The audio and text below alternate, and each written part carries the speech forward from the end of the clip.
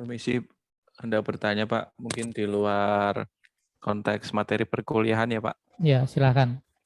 Untuk UTS itu nanti ada soal gitu ya Pak ya, modelnya atau gimana Pak?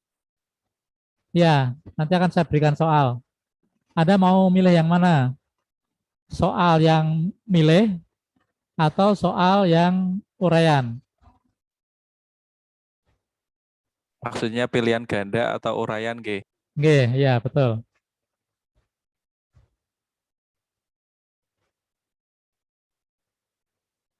Saya ngikut yang lain juga. Ayo, ini kita putuskan sekalian.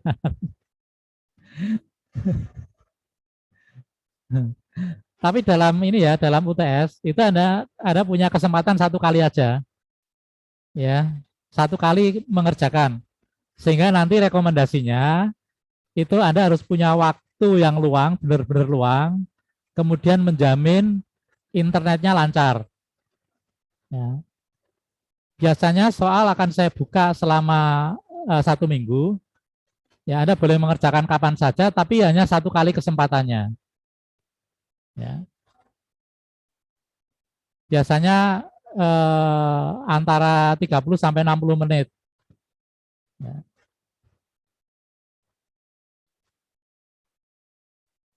Jadi Anda harus memastikan contekannya banyak, contekannya ada semua gitu ya.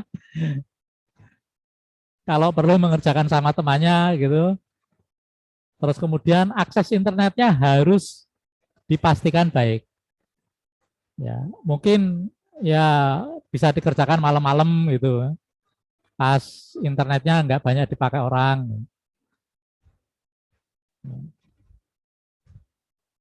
Ya, silakan mau milih yang mana?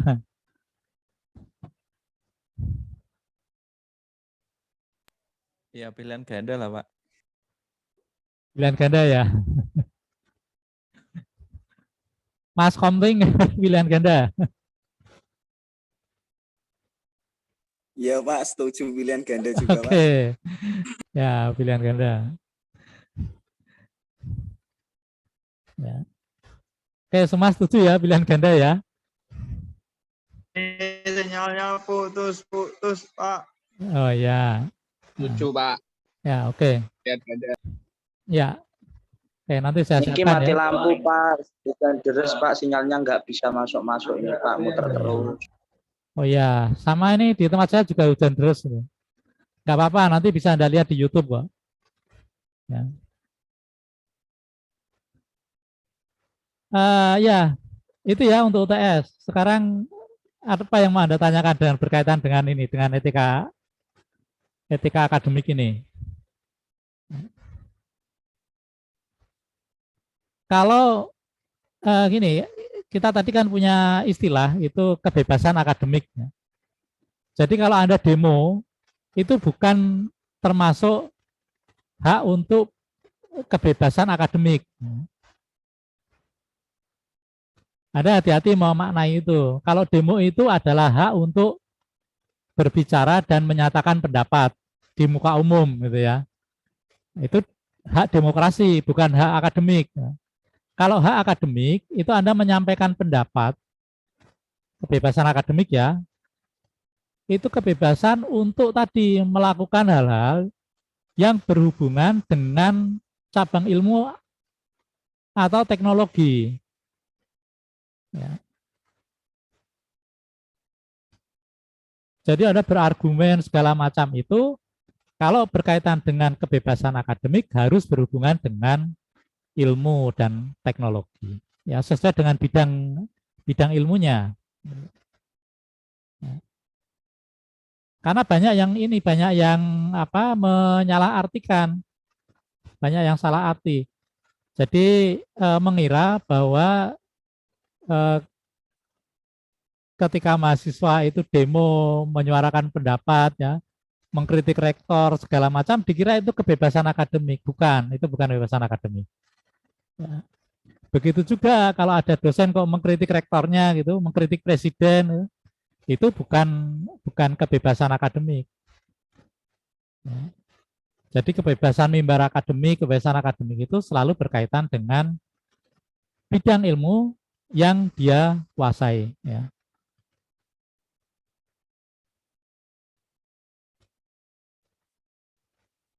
Oke, silakan. Ada yang berpendapat atau pertanyaan atau pendapat, silakan.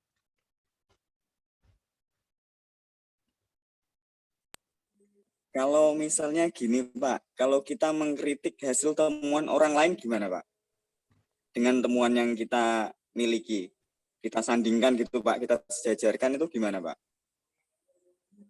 Ya, nah itu maksud saya gitu. Itu yang namanya kebebasan akademik, ya kebebasan mimbar akademik dan otonomi keilmuan itu disitulah maksudnya. Ya. Jadi kita itu sebagai ilmuwan ya, sebagai ilmuwan itu harus menerima. Gampangnya begini, kalau itu keliru, maka kita harus dengan besar hati, dengan jujur mengakui bahwa itu memang keliru. Ya, itu sebabnya ilmu pengetahuan itu semakin maju, semakin baik itu karena sifat-sifat itu tadi. Mengakui bahwa ya memang keliru, gitu. Ada kesalahan.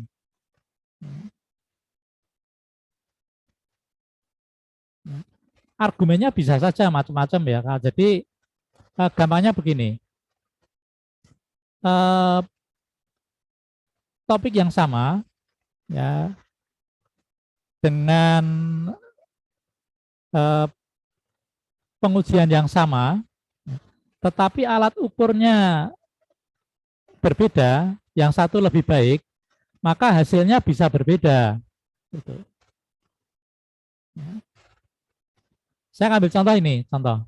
Kita kemarin kan sudah tahu ya, kalau dua buah benda yang masanya berbeda, kemudian kita jatuhkan dari ketinggian yang sama, itu akan sampai di bumi dengan pada waktu yang sama.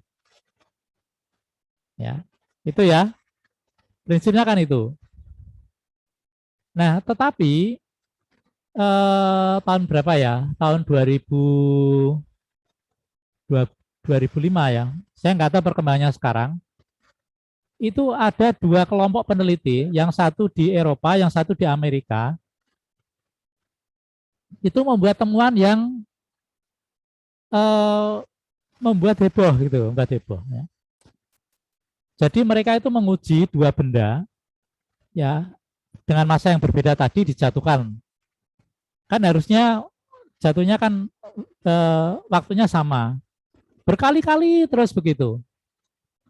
Ya, dengan apa namanya, dengan alat ukur yang lebih teliti, ya ternyata diketahui bahwa benda yang masanya lebih besar itu jatuhnya lebih lama daripada benda yang masanya lebih kecil.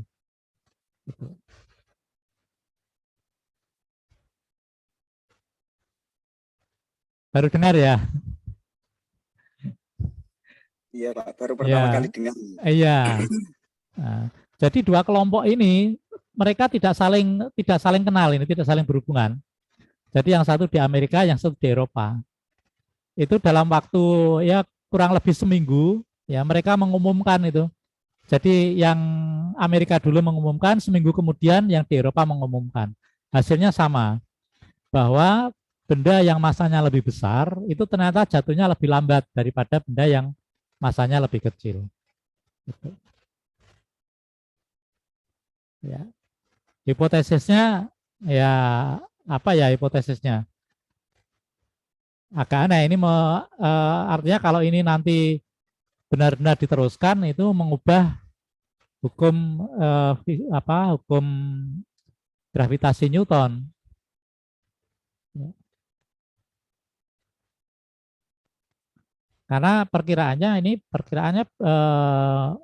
mengubah hukum apa namanya gravitasi gaya tarik antar planet gitu.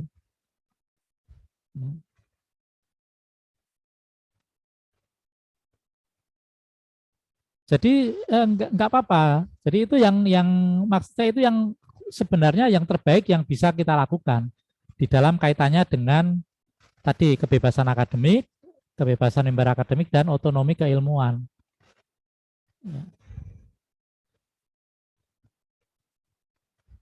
Ya, begitu ya. Oke, siap Pak. Ya, yang lain silakan.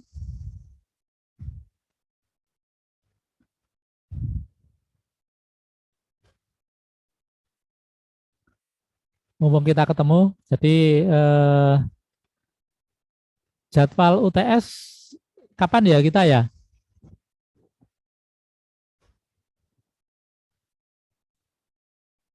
Nanti saya di anu ya, diberitahu ya di grup ya.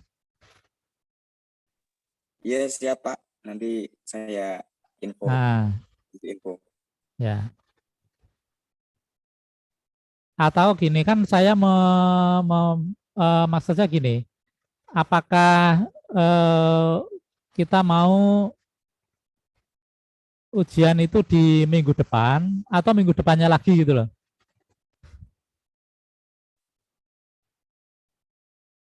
Saya akan membuka UTS ini seminggu. Jadi Anda bisa mengerjakan kapan saja gitu.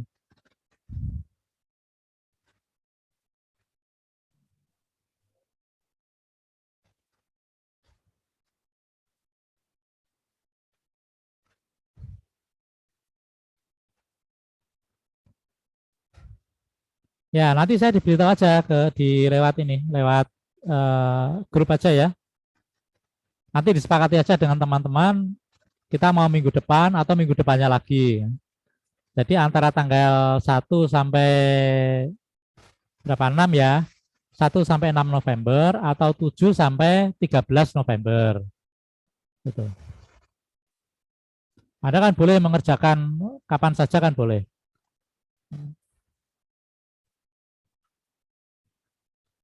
Ya oke. Pertanyaan berikutnya atau kita ada pendapat yang lain? Silahkan. Pak, izin bertanya Pak. Ya. Ini di luar konteks tapi ya Pak ya. Ya boleh. Kan itu Pak, ada jurnal yang berbayar dan ada jurnal yang gratis Pak. Nah, sementara jurnal yang berbayar itu bisa dibuka secara akses seperti hacking ya Pak ya. Nah itu kalau misalkan dicantumkan di dalam jurnal, tetapi kita tidak membelinya itu termasuk plagiasi atau enggak Pak? Maksudnya termasuk penyimpangan akademik atau tidak Pak? Tidak. Ya. Walaupun kita tidak membelinya Pak. Nah kita kan bisa diberi orang. Oh iya Pak. Iya. Nah, jadi kadang-kadang begini, ada pengarang itu yang baik hati gitu. Jadi setelah dia dimuat di situ, kemudian dia menyebarkan. Tapi biasanya itu kalau gini, jurnal yang berbayar itu ya memang itu agak apa ya, agak menyusahkan ya. Tetapi memang pengelolaannya itu macam-macam gitu. Nah, biasanya jurnal yang berbayar itu dia menarik atau bahkan tidak menarik bayaran dari penulisnya, dari pengarangnya. Jadi proses jurnal itu begini, misalnya saya menulis ya, menulis paper, kemudian saya kirimkan ke sebuah jurnal gitu ya di sana. Kemudian editornya itu akan meneliti apakah paper saya itu tadi itu sesuai tidak dengan lingkup jurnalnya, ya, sesuai tidak dengan misi jurnalnya. Kalau kalau dianggap tidak sesuai, maka saya akan diberitahu bahwa jurnal paper saya ditolak, kemudian dia menyebutkan bahwa itu tidak sesuai dengan jurnalnya. Tapi kalau kemudian sesuai, maka dia juga sama akan memberitahu kepada saya bahwa itu sudah sesuai, bisa diterima. Nah, tetapi proses selanjutnya, paper saya ini itu dikirimkan kepada reviewer yang bidang ilmunya sesuai dengan bidang ilmu yang dibahas di paper saya itu.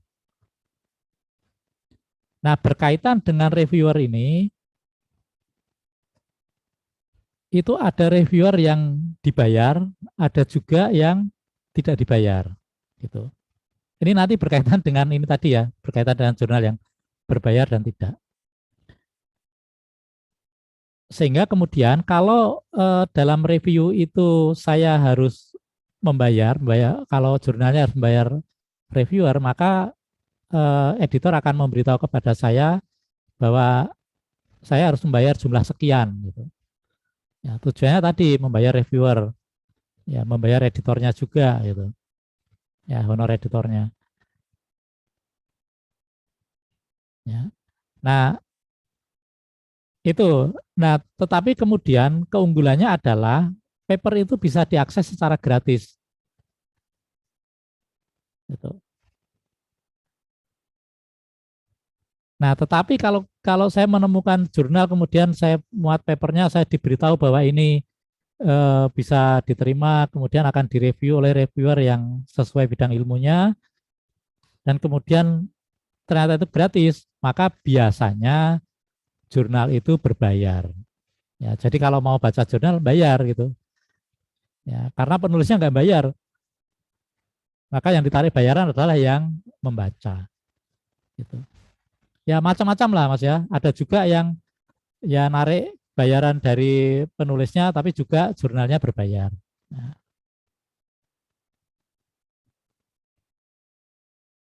Ya, karena pengelolaan jurnal itu kan tidak murah itu.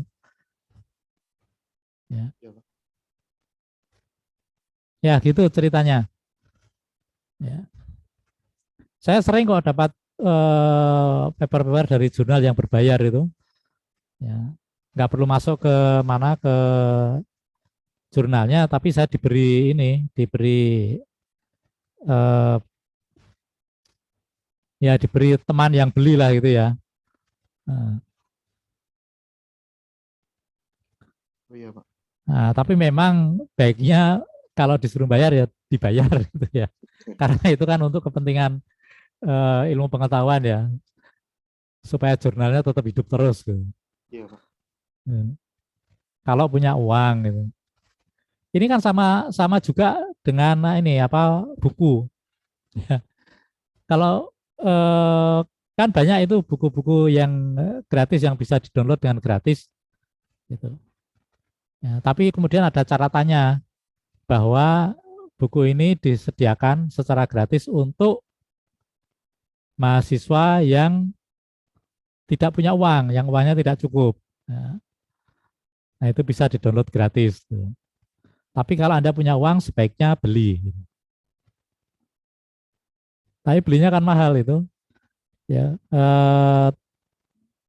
kalau ada yang ikut termodinamika, apa ya, perpindahan kalor ya, itu kan saya berikan di sana itu harganya itu $45. Ya, bisa itu $45 itu berapa? Banyak Pak. Nah, ya. 300 ribuan. Nah, ada saya beri gratis kan, Anda tinggal download aja. Iya Pak. Ya.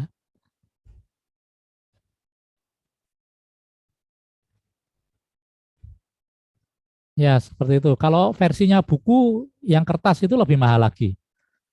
Ya, itu kalau nggak salah berapa ya? $80 atau berapa itu? Yang bekas harganya bisa $60.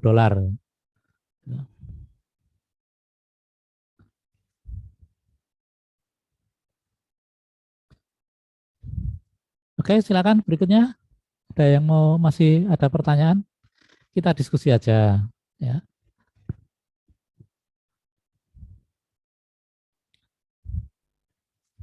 Oh, ada lagi Pak. Mau tanya lagi Pak. Silakan. Kalau tidak salah, saya pernah dengar jurnal Predator Pak. Nah itu jurnal Predator itu katanya kita bayar tanpa dieditor langsung publish Pak. Betul. Nah itu ya. bukannya mencederai apa akademik ini Pak? Ya memang betul. Makanya disebut sebagai jurnal Predator. Karena mereka tidak menggunakan atau tidak apa ya? Mereka melanggar etika akademik. Ya. Pokoknya sembarang bayar publish gitu. Iya Ya. Nah, itu yang harus kita identifikasi supaya kita tidak terjebak masuk ke sana. Dan jumlahnya banyak loh ya. Banyak Ini sekali, Pak. ya banyak sekali, harus milih-milih kita. Ya.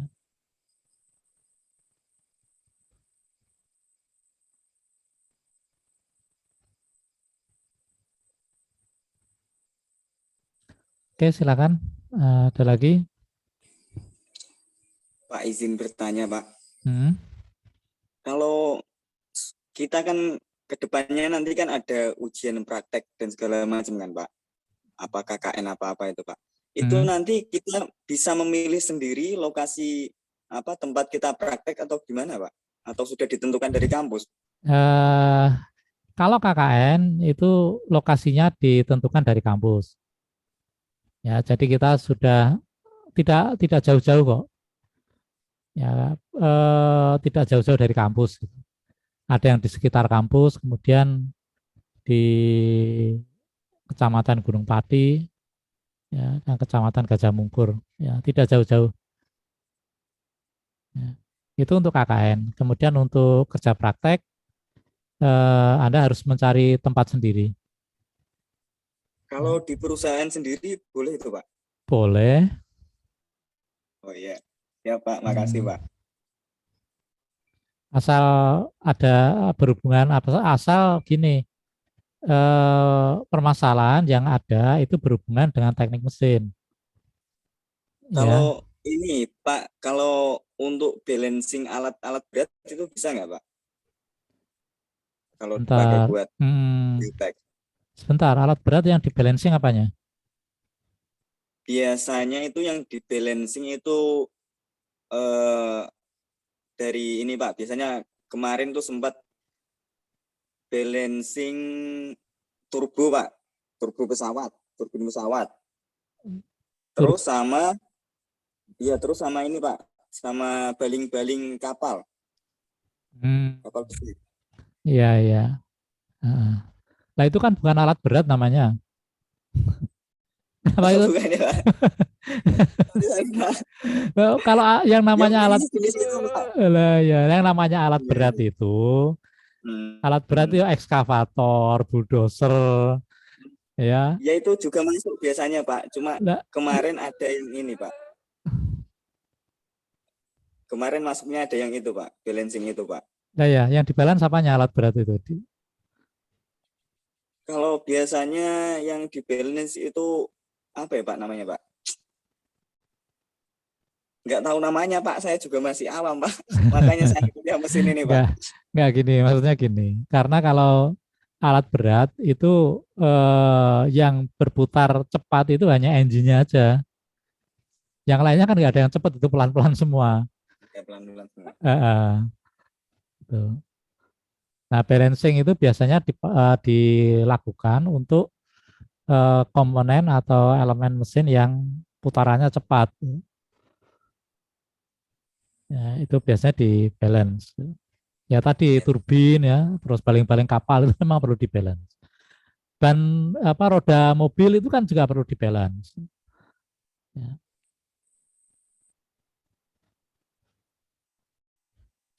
Nanti itu bisa dipakai nggak, Pak? Maksudnya kita bisa praktek di situ nggak, Pak? Gini, kerja praktek itu sebenarnya Anda harus melakukan tugas sebagai engineer, sebenarnya sebagai insinyur. Ya, sebenarnya itu intinya kerja praktek sebagai insinyur muda gitu ya.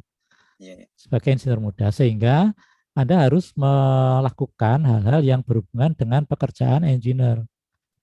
Ya, pekerjaan engineer tadi kemarin sudah kita bahas, itu yang terutama adalah problem solving atau memecahkan masalah. Ya, sehingga nanti ketika Anda kerja praktek, yang dilakukan pertama itu adalah mengidentifikasi masalah yang terjadi. Ya, apa masalahnya? Nah, ini yang perlu juga Anda perhatikan, bahwa tidak semua masalah yang Anda identifikasi itu menjadi masalah perusahaan. Ya, benar. Itu. Ya. Nah, itu harus diberi penyelesaian. Gitu. Saya memberikan contoh gini, dulu ada yang kerja praktek di PLTU Rembang. Ya, dia menganalisis apa namanya silo dari silo abu batubara. Jadi batubara itu harus disaring, tidak boleh keluar itu debunya ya ketika dibakar itu tidak boleh keluar sehingga debunya harus dikumpulkan. Nah itu di sana ada katup yang buka nutup begini dan di di mulutnya itu ada seal gitu, seal di situ. Ya selama ini tidak ada yang menganggap itu sebagai masalah gitu. Tapi kemudian dia mengidentifikasi ini masalah ya karena di sana ada empat silo ya, 4 silo. Kemudian kalau seal ini rusak itu gantinya itu selama 4 jam untuk ganti itu harus berhenti 4 jam, nggak bisa dipakai. Ya, hanya untuk ganti seal. Nah kemudian kita bahas bagaimana kalau ini kita kembalikan lagi ke seal original. Seal original itu harganya lebih mahal. Sedangkan seal yang KW ini lebih murah. Sehingga kemudian PLTU itu perusahaannya lebih memilih yang seal KW karena harganya lebih murah. Tapi waktunya 4 jam untuk ganti itu. Mau seal original maupun seal KW itu tetap 4 jam ya gantinya. Kemudian kita analisis ya termasuk tidak hanya analisis penggantiannya tapi termasuk analisis harganya. Ya, analisis harga. Ya.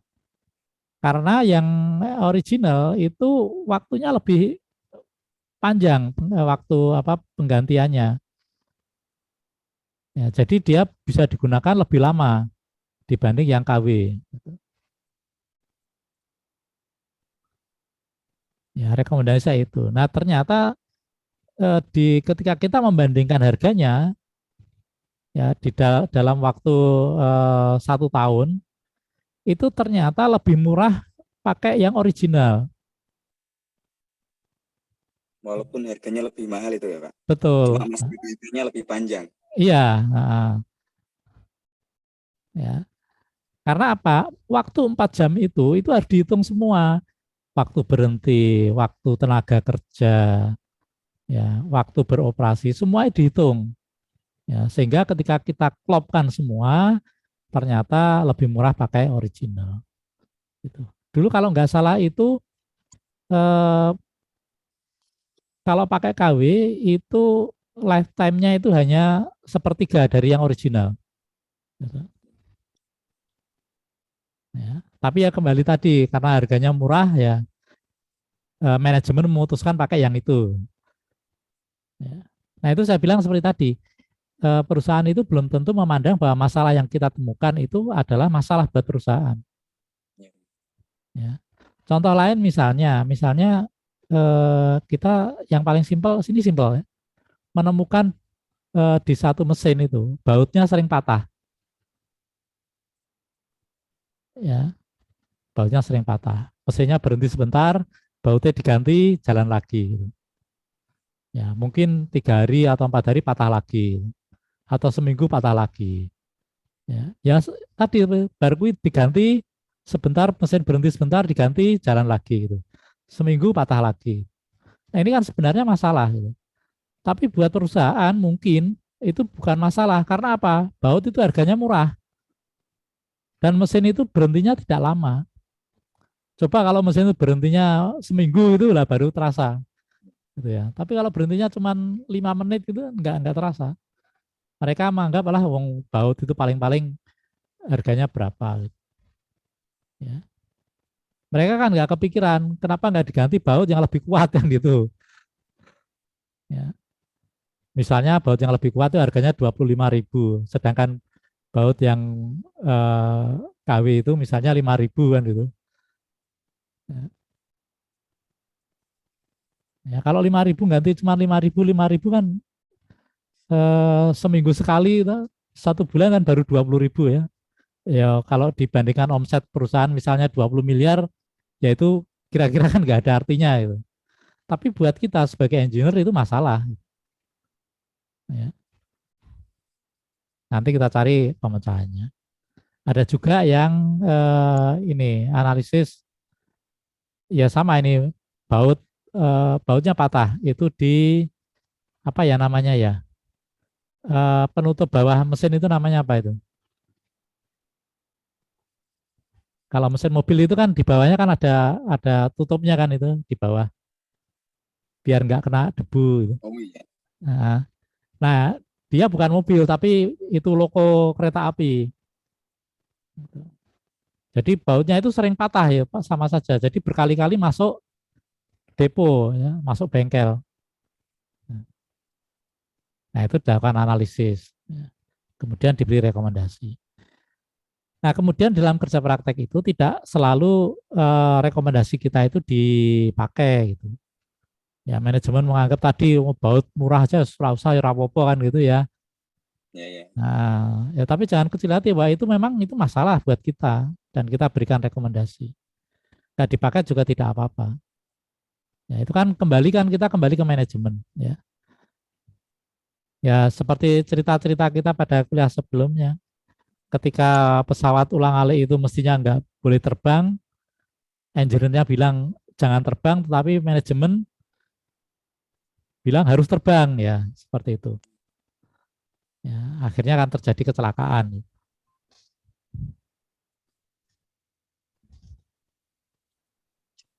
Ya, gitu ya, Mas. Oke, siap Oke. Pak. Terima kasih Pak.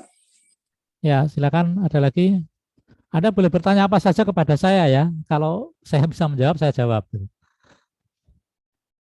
Tidak, konteksnya tidak harus kuliah ini.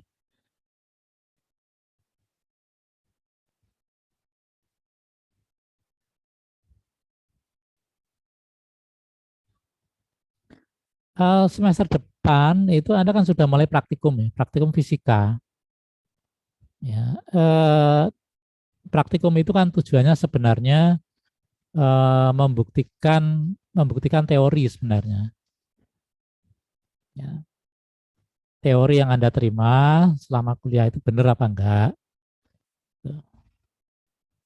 Ya, sehingga Anda nanti mengetahui oh iya benar gitu. Sehingga nanti teori itu bisa Anda terapkan ketika Anda bekerja sebagai engineer.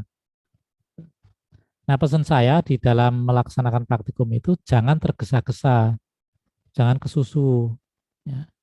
Karena kan Anda menggunakan pengukuran ya, menggunakan alat ukur. Jadi menggunakan alat ukur itu mesti harus hati-hati. Ya. Ini contoh ya, contoh itu begini. Kalau keran air itu dibuka makin lebar,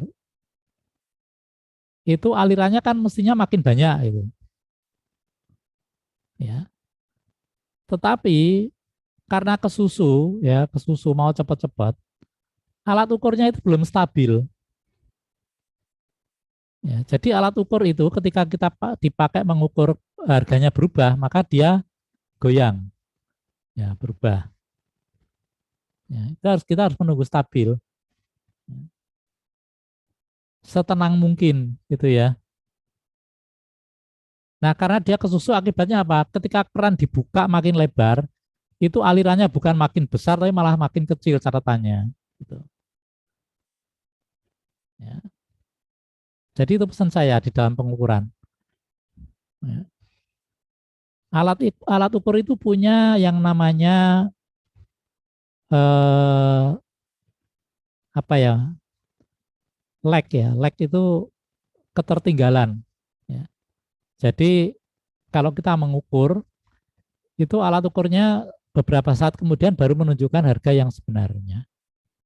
Jadi tertinggal. Ini tidak bisa kita hilangkan ya.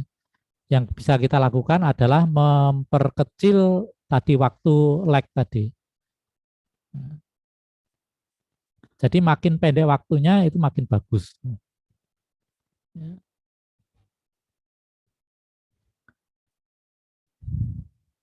Ya itu dari sisi praktikum gitu. Ya kemarin kita sudah memecahkan masalah ini ya, masalah benda yang jatuh dua benda yang berbeda masanya itu akan jatuh pada waktu yang sama di muka bumi. Terus yang kapal gimana? Kemarin begini. Pertanyaan begini. Kalau paku paku ya jarum jahit itu jarum ya kekecilan paku ya. Gampang bayangkan paku itu kalau dilempar ke laut itu apa yang terjadi?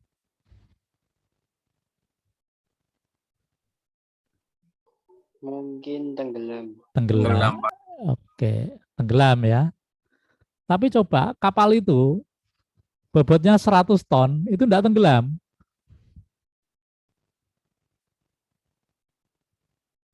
Pernah bayangkan itu enggak? Kapal besi, kapal tanker itu. Ya. Bobotnya 100 ton itu tidak tenggelam.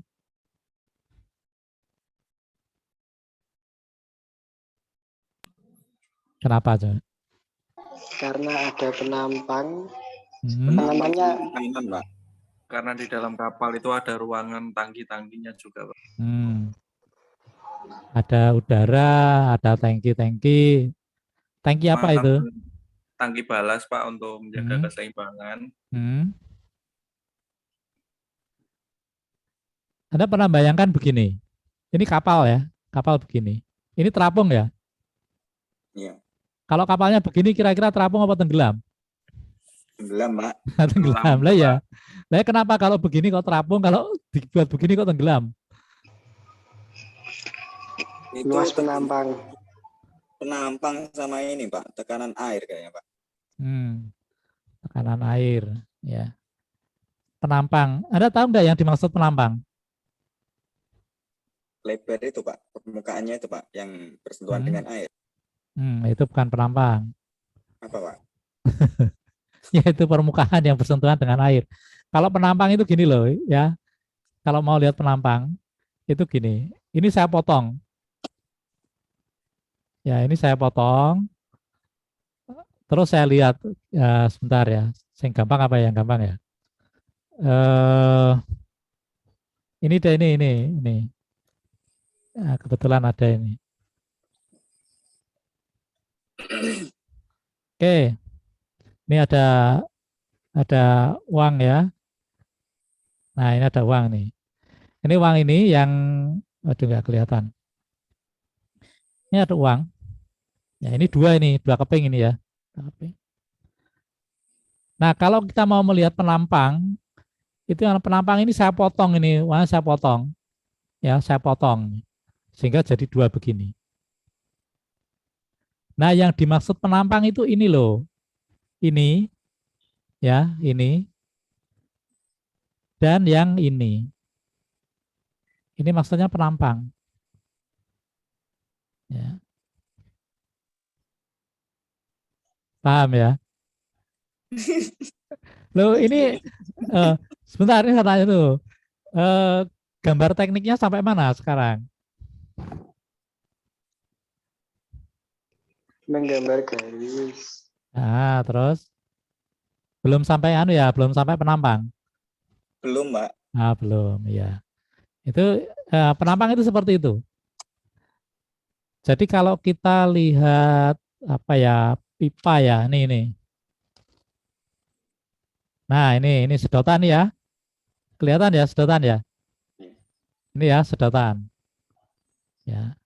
Kalau kita mau lihat penampang sedotan, ya, penampang silindernya, itu ini loh. Nah, ini loh, ini namanya penampang. Oh iya, Pak. Ya. Bisa juga penampang itu dilihat dari dalamnya ini saya potong di sini. Ini saya potong. Set gitu. Sehingga penampangnya kalau kita lihat seperti segi 4. Gitu. Oh, ya. Nah, itu namanya penampang gitu ya. Jadi jangan keliru. Ya. iya, Jadi Pak. kalau tadi Pak. ya karena permukaan yang menyentuh laut, tadi ada tekanan air. Apa pengaruhnya? permukaan yang menyentuh permukaan yang bersentuhan dengan air laut itu.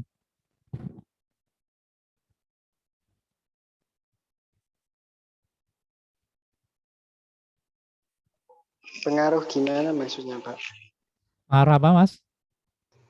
Maksudnya itu pengaruh gimana? Lah ya, pengaruhnya apa? Kok kapalnya nggak tenggelam gara-gara ini permukaan yang bersentuhan dengan air itu.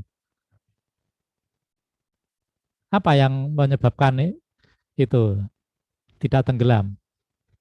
Karena permukaan yang bersentuhan dengan air. Tadi kan gitu kan? Ya, Nah, gimana? karena permukaan yang bersentuhan dengan air itu Hmm, lebar, Pak, tadi.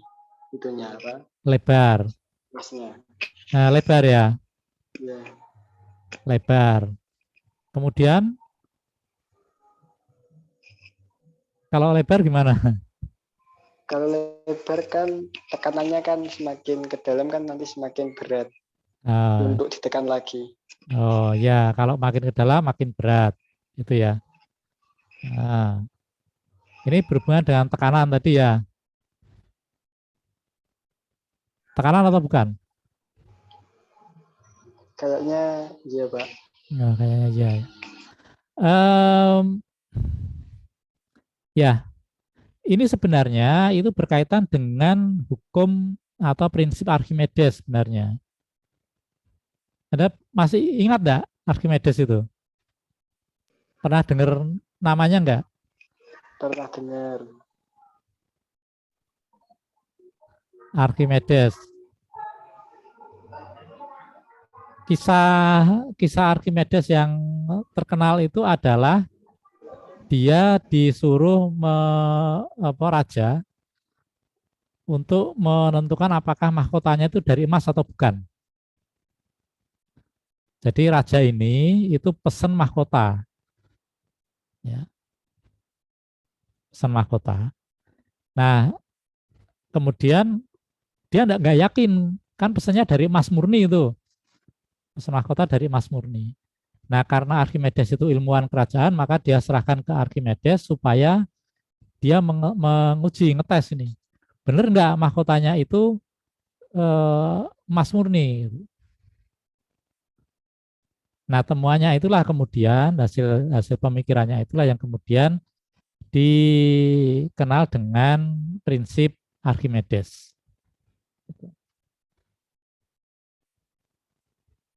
Ada yang ini yang akrab dengan kisahnya?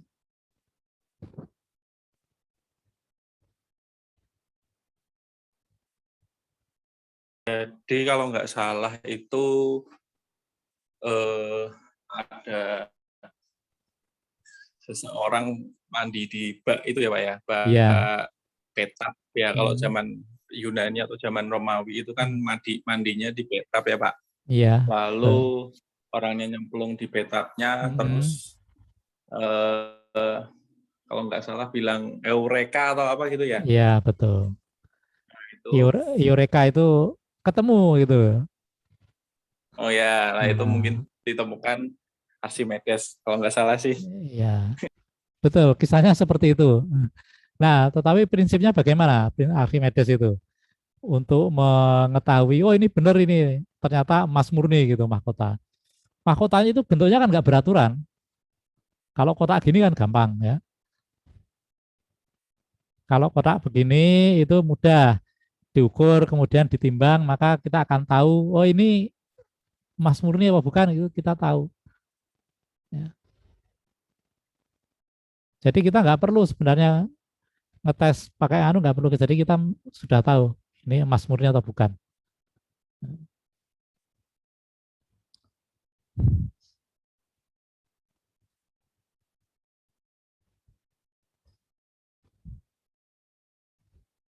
Tadi sebenarnya sudah agak agak nyambung tadi ya, yaitu ketika mengatakan bahwa semakin lebar permukaannya itu akan semakin kuat ya, kuat tahanannya, kuat tekanannya gitu ya. Tapi coba kita lihat prinsipnya. Prinsipnya itu seperti apa sebenarnya Archimedes itu? Sebentar, saya siapkan dulu. Nah, nanti ini ada fisika 1 juga belum sampai ya ke Archimedes.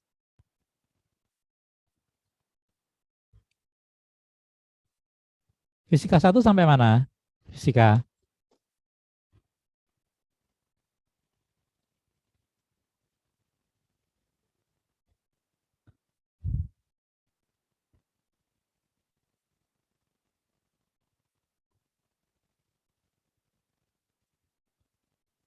Sampai gerak melingkar. Oh, baru gerak melingkar ya. Ya. Gerak melingkar. Energi juga belum ya.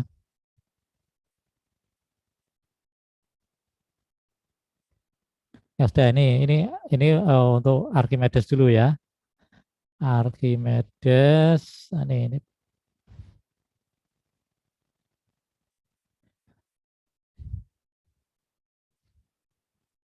Oke. Nah, Archimedes itu gini.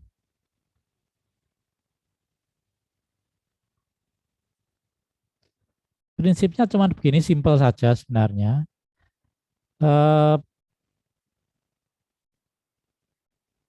Kalau suatu benda, gitu ya,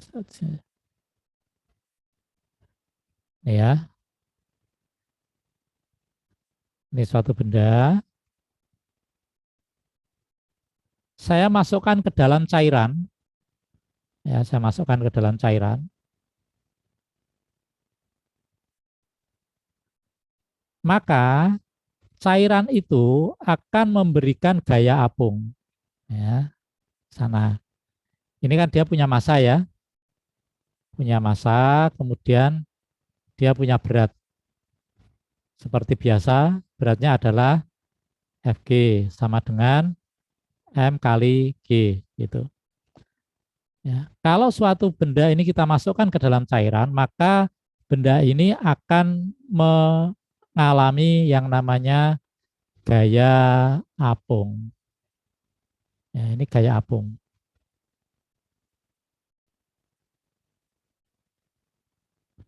Gaya apung. Ya, sehingga semua benda akan mengalami gaya apung. Nah, kalau Fg, kalau berat benda itu lebih besar dari Fb, maka dia tenggelam. Pasti tenggelam. Kenapa? Karena gaya apungnya itu kalah besar sama berat bendanya. Ya. Mungkin Anda pernah main-main ya di kali gitu, mengangkat batu di dalam air sama di luar air pasti berat, ya, lebih berat ya di permukaan air. Nah, kalau Fg-nya, kalau gaya apungnya itu lebih besar daripada beratnya, maka dia terapung. Nah, pertanyaannya kan ini gaya apungnya itu berapa? Gitu. Ya.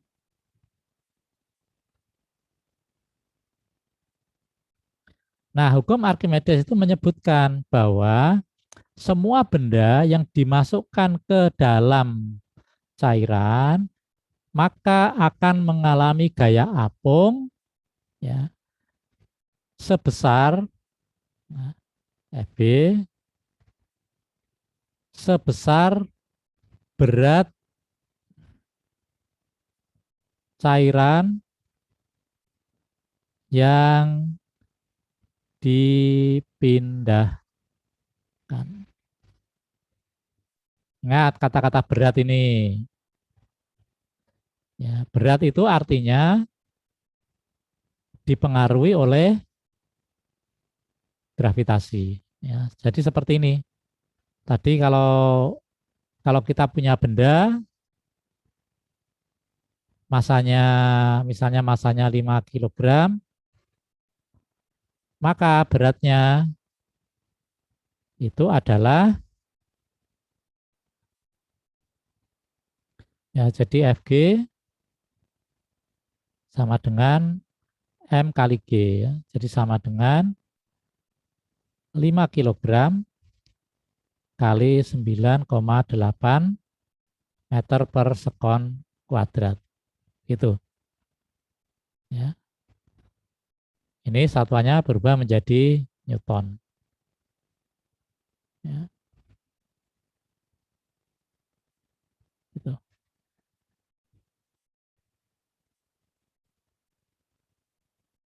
Nah, sekarang kita mendefinisikan ini berat cairan yang dipindahkan. Gitu. Ya. Nah, berat cairan yang dipindahkan itu begini.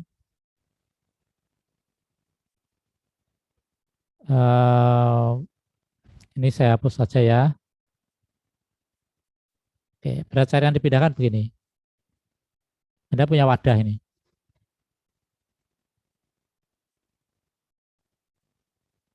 Ini punya wadah. Ya, kemudian nah, ini wadahnya seperti ini. Ini ada air di sini. Nah, ini ada air. Kemudian ini mudahnya ya, mudah ini secara mudah supaya kita ngerti. Kemudian ini kita beri gelas ukur. Di sini ada ukurannya. Nah, jadi airnya di sini penuh. Ya. Kemudian kita masukkan bendanya. Kita masukkan ke sini.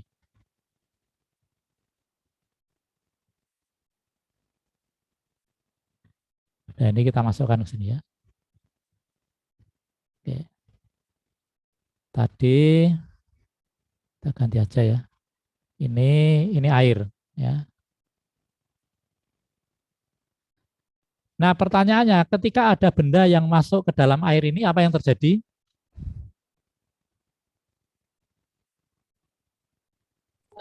Air tumpah. Tumpah, Pak. Nah, airnya tumpah ke sini ya. Ya. Nah, tumpah ke sini. Misalnya segini, misalnya berapa ini? 2, enggak kelihatan. Bentar. Pakai merah aja. Misalnya di sini nih. Ini misalnya 20 mililiter misalnya. Oke, 20 mililiter. Berarti ini ada cairan yang dipindahkan sebanyak 20 mililiter gitu ya. Ini volume. Ya, volume. Nah, sekarang kita menghitung beratnya. Kita hitung masanya dulu. Massa itu sama dengan apa definisinya? Rho per V ya Pak? Rho, Rho Rho, per V. Rho per V Per V. atau Rho per V atau Rho kali V? Kalau Rho itu kan M per V ya? Ya. Ini ya.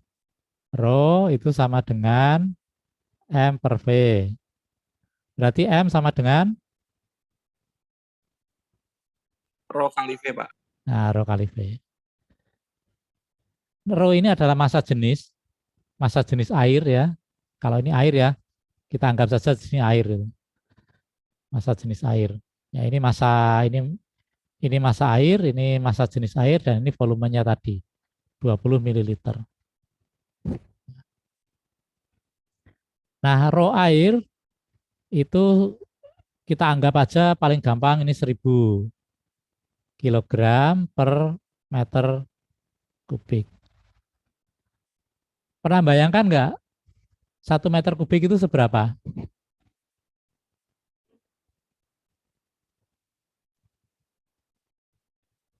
Ada yang bisa membayangkan 1 meter kubik itu seberapa?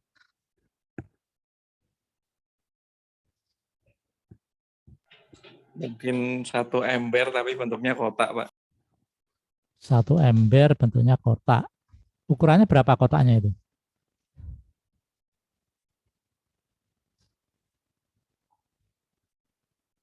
Coba ini 1 meter kubik. Nah, Anda bayangkan ini seberapa sih gedenya?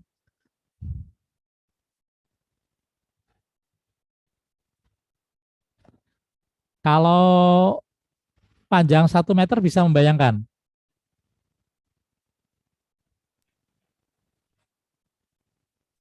Bisa, Pak. Ini 100 cm ya. Bisa Anda membayangkan?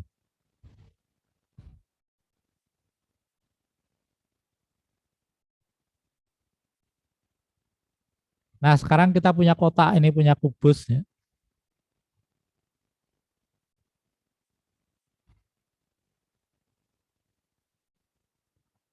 Ini kubus itu. Ini tingginya 1 meter gitu. Lebarnya 1 meter. Kesananya juga 1 meter. Ini volumenya berapa? Ini kubus ya.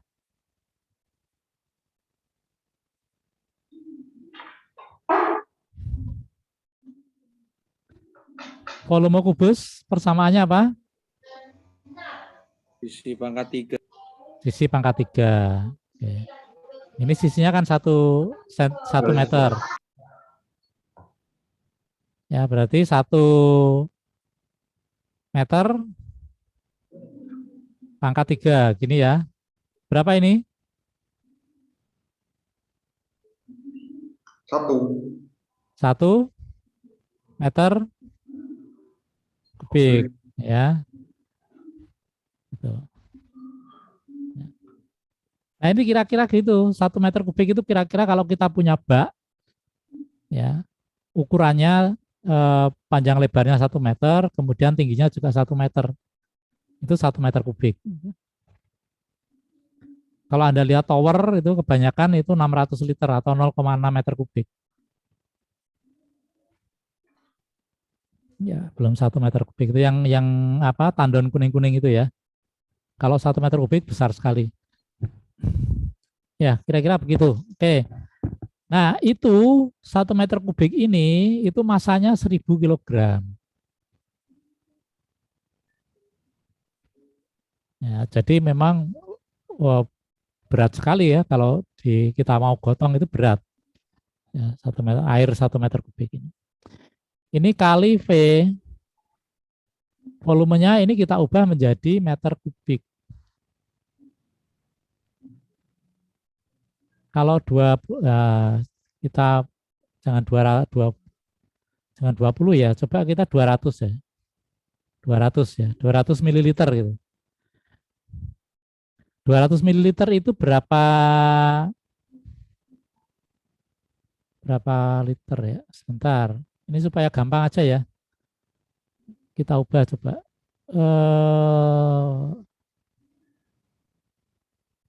Kita ubah aja misalnya ben gampang gitu. Kita ubah berapa ya? 2 liter gitu aja ya. Nah, wes 2 liter gitu aja yang dipindahkan. Ya, sehingga di sini karena ini satuannya meter kubik, maka 2 liter ini itu harus diubah menjadi meter kubik. Ya, berapa ini kalau 2 liter ini berapa meter kubik? Titik-titik meter kubik. Gitu.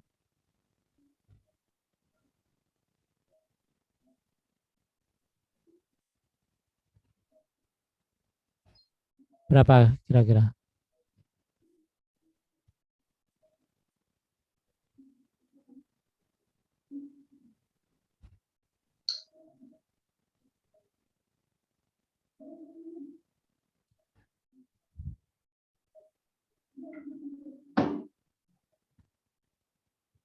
Satu meter kubik berapa liter?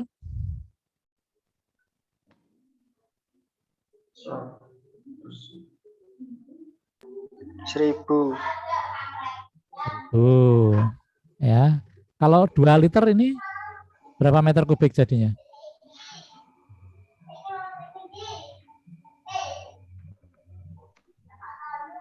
0,002. Oke. Wah, burungnya siapa itu?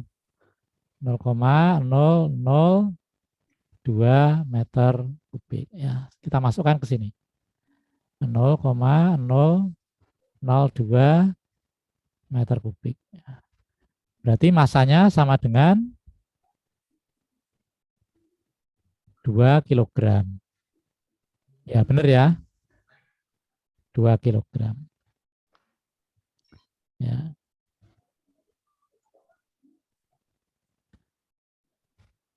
Yang ini saya hapus ya.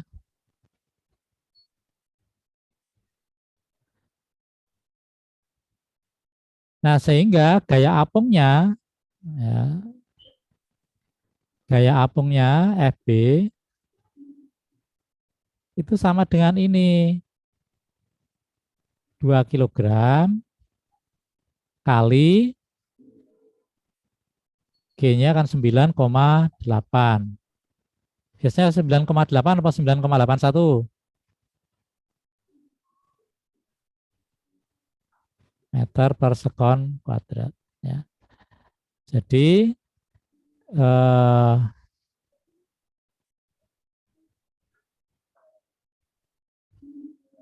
ketemunya adalah 19,6 Newton. Nah, jadi benda ini itu akan mengalami gaya apung ke sana itu sebesar FB 19,6 Newton. Ya. Ini loh yang dimaksud dengan tadi berat cairan yang dipindahkan. Ya, jadi 19,6 Newton ini itu adalah berat ini. Ya. Nah, gitu. Nah, kalau kita bicara kapal, ya, sekarang kita bicara kapal. Kapal itu bentuknya begini.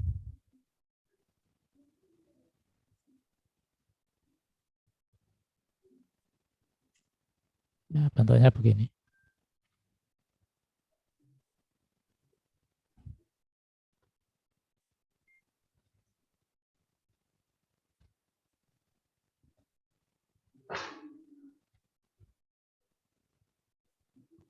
Nah, ini kapal.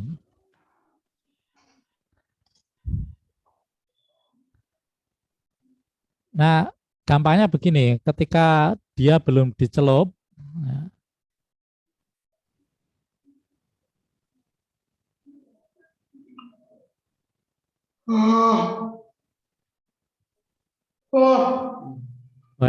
masih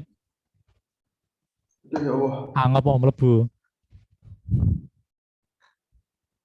Maaf, Pak.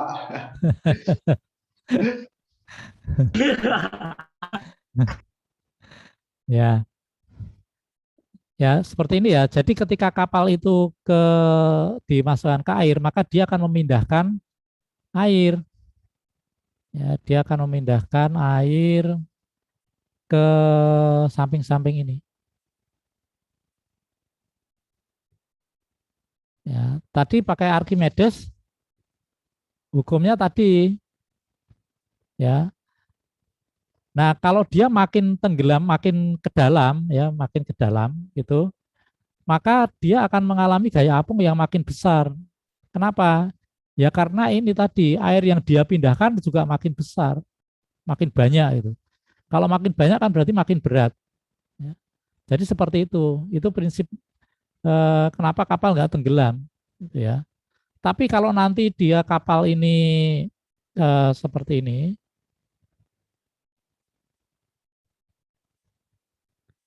ya, jadi selama kapal dan muatannya itu ini misalnya ya kita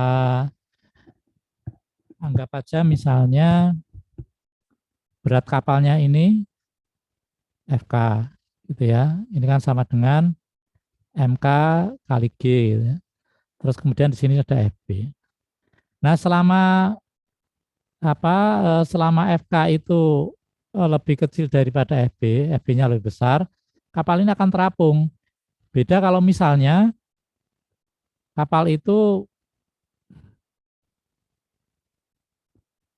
kapal itu begini.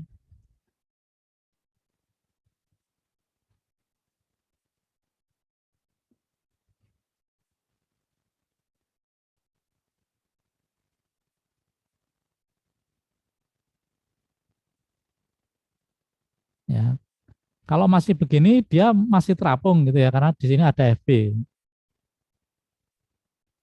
Tapi kalau air sudah mulai masuk, nah air masuk, maka berat kapal ini, ya FK ini, itu jadi lebih besar daripada FB. Jadi kalau FK ini sudah lebih besar dari FB, ya kapalnya tenggelam. Gitu. Ya. Itu sebabnya nek kapalnya bocor, ini kapalnya bocor, airnya masuk ke sini itu masalahnya itu kemudian air ini yang masuk ke kapal ini menambah berat kapal, ya sehingga gaya apungnya tidak kuat, ya tidak kuat menanggung berat seluruh kapal dan air yang masuk ke dalam kapal. Ya.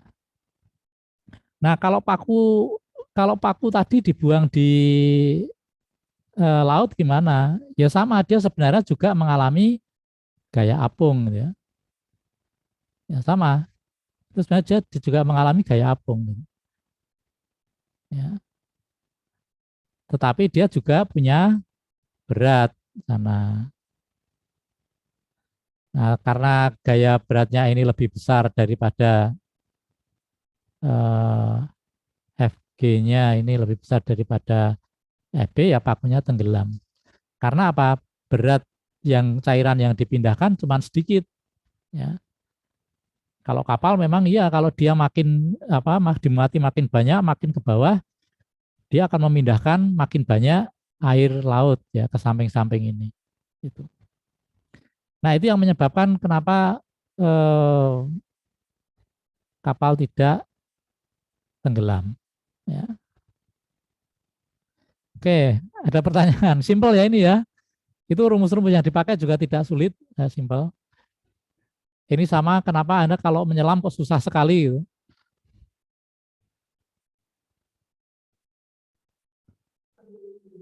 Itu Pak. Ya, karena tadi gaya apung tadi. Mau bertanya. Ya, silakan Mas. Itu kan di Indonesia kan ada kayu koka kalau nggak salah yang dibuat gelang itu loh Pak. Itu sekecil apapun dia tetap tenggelam, itu bagaimana ya Pak? Iya. Di Kalimantan secara tradisional itu disebut kayu besi karena keras ya. Dan itu memang tenggelam karena tadi massa jenisnya tinggi. Kita itu kan punya jadi kalau dia dimasukkan ke air itu beratnya gaya apungnya tidak cukup sehingga beratnya lebih besar daripada gaya apungnya. Ya, emang tenggelam betul, kayu tapi tenggelam.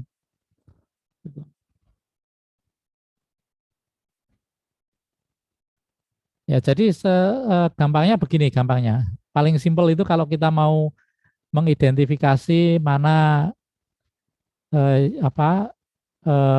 benda yang nanti perkiraannya akan tenggelam atau tidak di air itu adalah perbandingan massa jenis. Rho air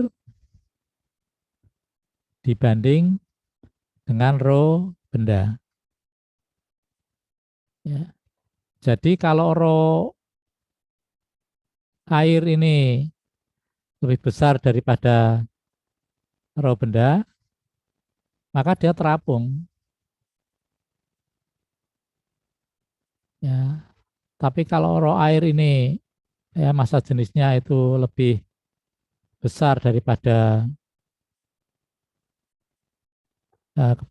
besar kebalik. Ini lebih kecil daripada bendanya, ya rho benda, ya dia tenggelam. Ya. Karena kan kita menghitung berat benda itu kan tadi ya, kita menghitung massa itu kan sama dengan rho kali V. Ya. Jadi kalau massa yang dipindahkan itu kan volume berat cairan dipindahkan itu kan sama dengan sebanding dengan volume yang dipindahkan. Jadi kalau benda itu dengan volume yang sama, ya benda benda itu kalau dicelup ke air itu kan pasti akan memindahkan air dengan volume yang sama dengan benda itu. Ya. Jadi kalau tadi kita punya wadah ini, ya punya wadah seperti ini tadi.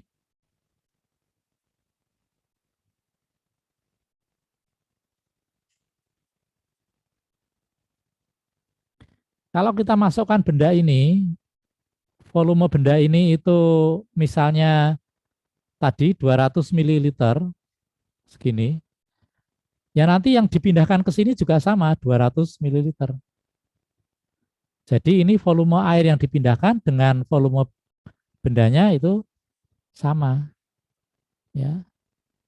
Kalau bendanya ini 200 ml ternyata hanya separuh, misalnya ya, misalnya yang dipindahkan itu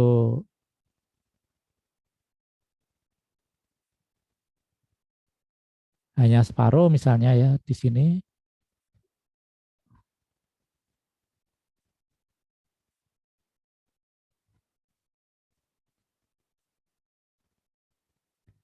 Benda tadi volumenya 200 ml, tetapi ternyata ketika ditaruh, ya ketika ditaruh itu hanya separuh. Ya ini totalnya kan 200 ml. Tapi karena separuh, maka yang pindah ke sini itu hanya 100 ml. Ini bendanya pasti terapung, gitu ya.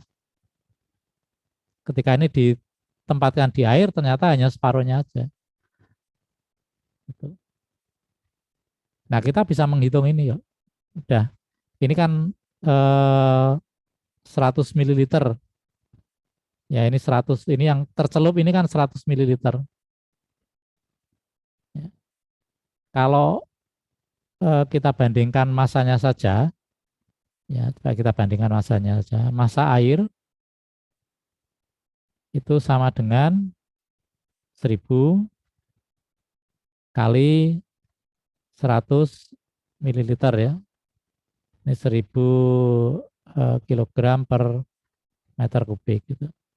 Kemudian massa benda, katakan kayu misalnya di sini rho-nya itu 500 lah, 500 kilogram per meter kubik. Ya. Ya.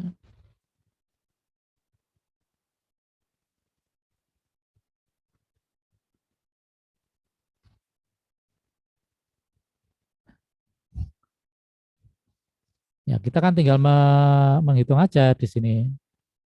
500 kilogram per meter kubik kali 100 mililiter. Ya, jadi kita dari sini saja kita bisa menghitung bahwa nanti massa rho FB-nya yang disebabkan oleh air itu lebih besar daripada massa bendanya. Ya, pasti terapung.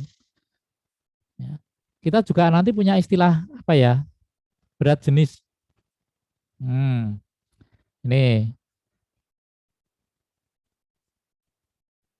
apa juga ini berat jenis. Kita kan selalu diberitahu kan kalau berat jenis itu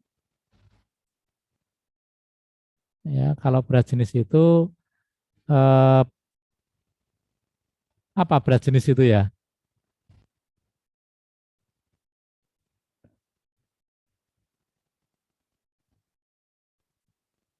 Kira-kira apa berat jenis itu?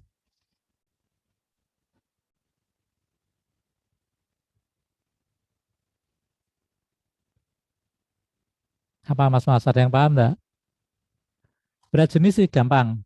Berat jenis itu adalah perbandingan dengan perbandingan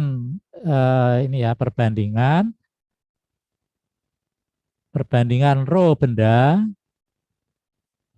dengan rho air. Ya, ini namanya berat jenis. Itu sebabnya berat jenis air itu ya, berat jenis air itu sama dengan 1. Ya.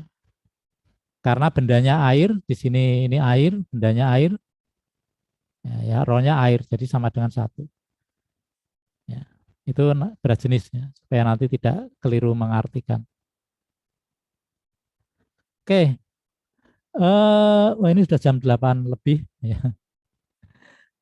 Oke, saya kira cukup dulu ya kuliah kita pada malam hari ini. Iya, Pak. Oke, nanti boleh disambung-sambung lagi. Kalau masih pengen diskusi ya bisa lewat grup boleh. Ya, ya tidak apa-apa. Jangan menunggu kuliah. Ya. Oke, saya kira cukup ya. Mudah-mudahan ini bermanfaat bagi Anda semua. Ini Amin. karena ya, semester 1 itu masih perlu banyak penyesuaian, ya, cara penyesuaian dalam apa ya, memperoleh ilmu, memperoleh pengetahuan, kemudian penyesuaian metode pembelajaran dan lain-lain. Ya. Oke, saya kira cukup. Terima kasih. Saya tutup. Wallahul muwaffiq ila aqwamit thoriq. Assalamualaikum warahmatullahi wabarakatuh. Waalaikumsalam warahmatullahi wabarakatuh. Ya. Saya tutup ya kelasnya. Iya, Pak. Terima kasih, Pak. Nggih, Pak. Terima kasih. Oke, Pak.